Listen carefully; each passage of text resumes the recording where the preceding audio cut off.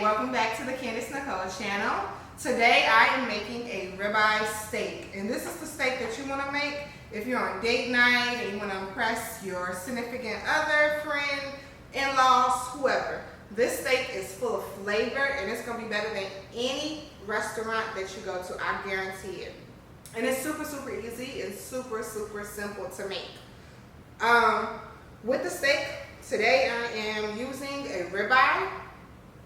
And then all I have is shallot, garlic, I have thyme, as well as rosemary, butter, pepper, salt, and that's it. Cook it in the skillet and you're gonna be done. So first, I'm just gonna season my steak with some salt, and you wanna be generous with it. You can use as much as you like or as little as you like, because honestly, you're gonna get so much flavor from everything else, the garlic, the thyme, all of that. And you also want to make sure that you rub in the salt and pepper.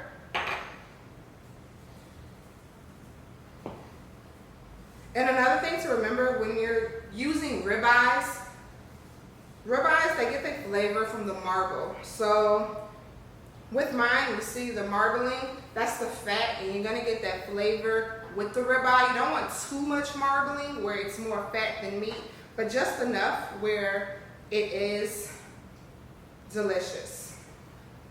So next we're going to put it in a skillet. So you want to just put a little bit of olive oil in your skillet, and you want to make sure that it is hot.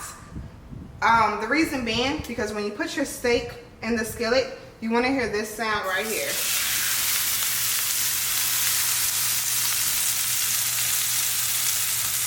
And you want your steak to get a nice crispy sear on it. You don't want to burn it, but just get a nice crispy sear. It's going to make it delicious. And while that is cooking, getting a sear on it, over here I have just 4 garlics, a half a shallot roughly cut up, just about 2 or 3 thyme, and I did a half of a rosemary, and then 4 tablespoons of butter for later once my steak is done searing. So this is what your steak should look like. It's going to take a few minutes to sear on each side. Remember that your fire is super hot, just because you want to get that crispiness. You're not cooking it all the way through. You're just getting the crispy. Once you get a good sear on both sides, you're going to take your butter and let that butter just melt in your pan. Take your shallots and just put some on each side.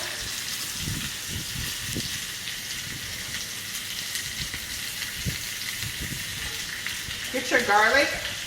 I use 4 garlic cloves just because I really love garlic.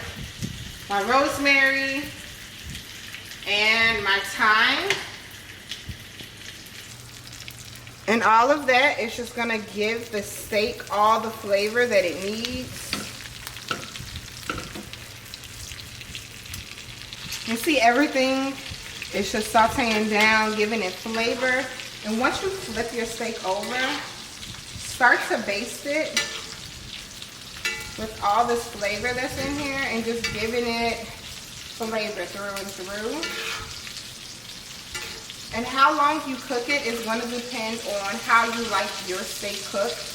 I like my steak cooked medium, so my steak is really done right now. But if you like it longer, cooked longer, medium well, I don't suggest well or medium well, just medium, that's the best way. Or if you like a medium rare or rare. And then guys, I'm gonna go ahead and take this steak off and cut it open for you. So once you take your steak off of the skillet, you wanna let it sit just for a little while, just to kind of rest all the juices. And with that, the flavor will absorb in the steak.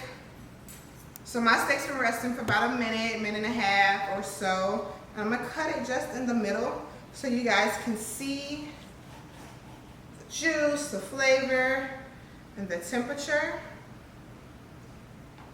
Close that right back up. I'm gonna plate it.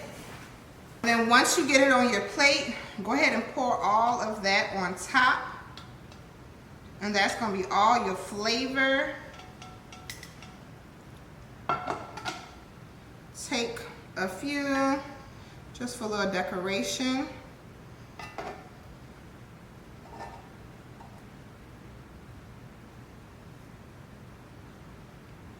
And there you go, guys. Here is my ribeye steak.